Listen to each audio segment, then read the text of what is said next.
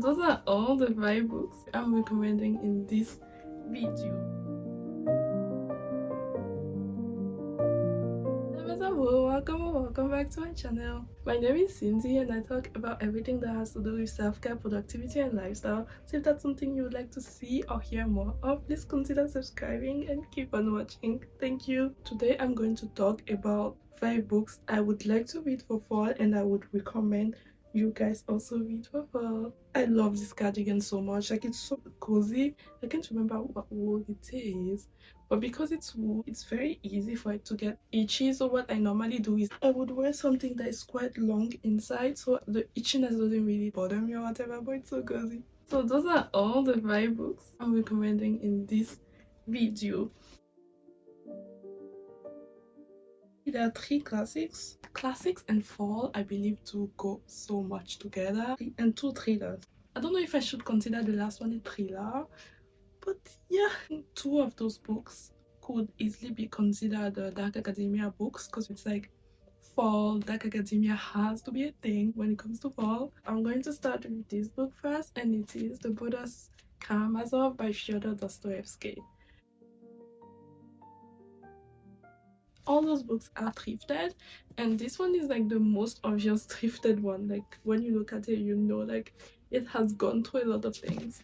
I've had it for a while now. If I have to be honest, I bought it because it was Fyodor Dostoevsky, but because of how big it was, I know his books are, like, for the most part, his novels at least, very big, so it's not the reason.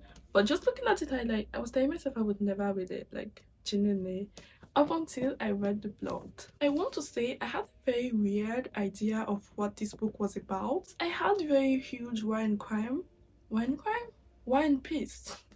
I had very huge war and peace vibes when it came to that book, and I don't even know why, because they were literally written by 2 different writers and it's literally not the same subject. But recently, a few days ago, or should I say a few weeks ago, I took the book and I decided to read the summary and I was shocked. This book now is like on my top 5 books I want to read. Like, I really want to read. You know, you have those books that you want to read and those books you're like, I have to read. Yeah, this book is part of them. It's the story of this man that gets murdered. He has 3 kids and those 3 kids become suspects in his murder.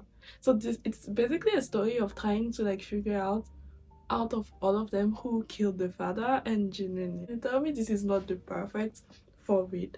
Like, I can see myself just like in bed, you know, like very cozy and reading this to fall asleep with, because it's like just one of those cozy murder mystery books one would enjoy reading very much, especially in colder months, because it's like you're trying to figure out who killed, but at the same time, like, just enjoying the book. And like, Fyodor Dostoevsky, for having started reading Crime and Punishment, writes so beautifully.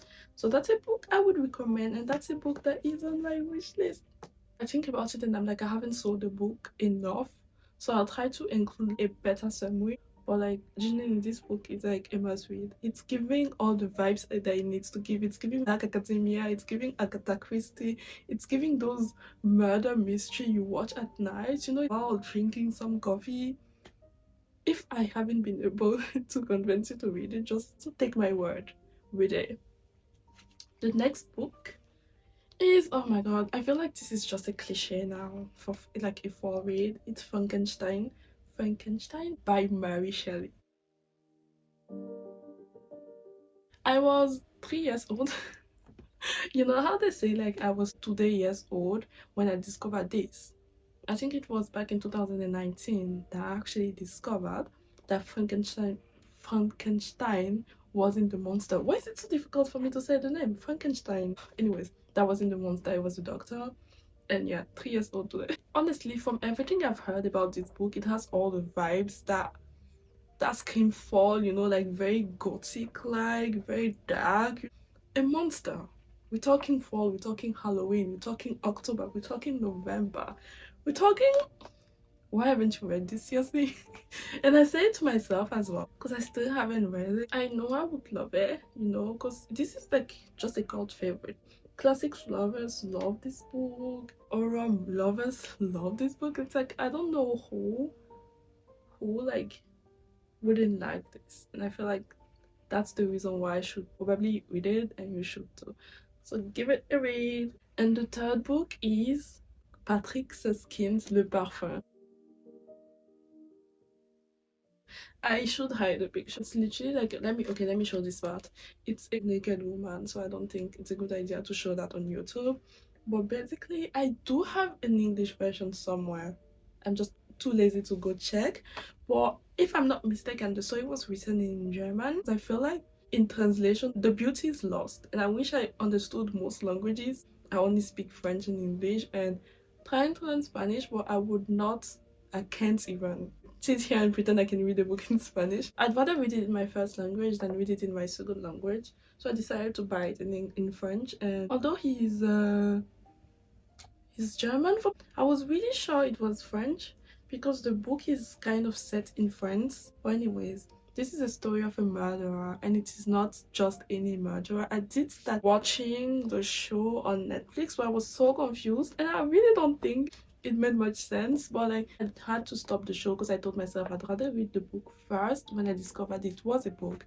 But it's a murderer that is obsessed with scent, smelling good and getting or finding or creating, should I say, the perfect perfume. So that has literally been his thing. And the thing is, he doesn't just get the perfume from anything. He kills women and gets the scent to create that perfume. That's the story of Patrick Susskind. And generally, I feel like fall just screams murders. Maybe that's why like most books I've shown would Frankenstein be considered a murder mystery. Does the monster kill? I don't think it does. I'll have to check. But it's kind of like bringing life, bringing life, taking a life away. They kind of do go together, life and death. Yeah, fall just screams that a lot. What's life? What's death? We all wonder. The fourth book is My Sister the Serial It's My Sister the Serial Killer by Olin Khan. This book is everything I want in a book. Genuinely. Like sister love. To what extent will you stand for family, murders, serial killers, but not just a man, because we're tired of seeing men serial killers. Not that I'm saying being a serial killer is good as long as you're a woman. That's not what I'm saying. But women also sometimes can do things better. Although it's a bad thing, and I'm not saying you should do it. But yeah, I think if I'm remembering this well, and I should probably read the summary, but I'm not going to do it because I want to see how good my memory can be. It's a girl and a sister literally kills every man she gets with. And she's okay with it. Okay, I mean, she's not that okay with it, but every time the sister would kill someone, she would call her, and I think she's a nurse or something like that, to come and help her clean the mess. Someone has died, you need to get rid of the evidence and everything. And although she didn't like it, she would still do it, because at the end of the day, it's a sister. Up until a sister started seeing a crush. I think he's a doctor at the hospital she works for. And literally now she has to choose between just being there for a sister or like saving that man's life. It has all the vibes, and although like the cover doesn't scream fall as much as the others do, I think it's really like, especially it's also a short read. Are you kidding me? And like the font is not even like, this is a book you can finish like in a few days. It doesn't really have slasher vibes or whatever, and I don't think any of them do. Besides Frankenstein, it does give slasher vibes, although I don't even think the monster is that bad. I do think this is like a really like one of those cozy, those stories you can read like in a cozy fall evening. You want to get to be scared, but not that scared. You want to know how it's gonna end, you know? I would recommend this, and I'm recommending it to myself as well. And finally, the book you didn't know was going to be part of that list, but which you should probably have been expecting. I haven't put The Secret History in that list because I have read it, and all those books there are books I haven't read. So I didn't want to like make it a thing where I put a book that I've read as a recommendation and a wish list because I've read it. It is If We Were Villains by Emil Ryo. I'm sorry, this book. I've been wanting to read this book for how many years now? And I'm so disappointed that I sit down here in front of a camera telling people on the internet that I haven't read this book. It has all the vibes. It's dark, the same murder mystery. It's like Shakespeare's. It's kind of like a murder mystery, a detective trying to find out who killed. I think I've said this so many times now, you get it. But when you say murder mystery, I'm sorry, doesn't it scream fall vibes? And it is the perfect dark academia book.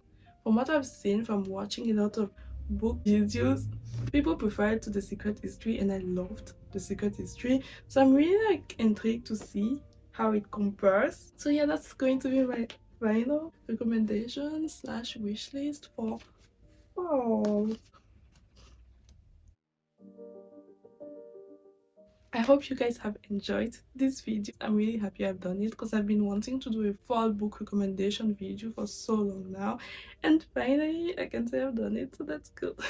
Anyway, thank you all for watching. I hope you're having an amazing day and that your fall is going as well as it can go. So if you made it here, thank you. If you haven't, thank you. It's fine. I love you still.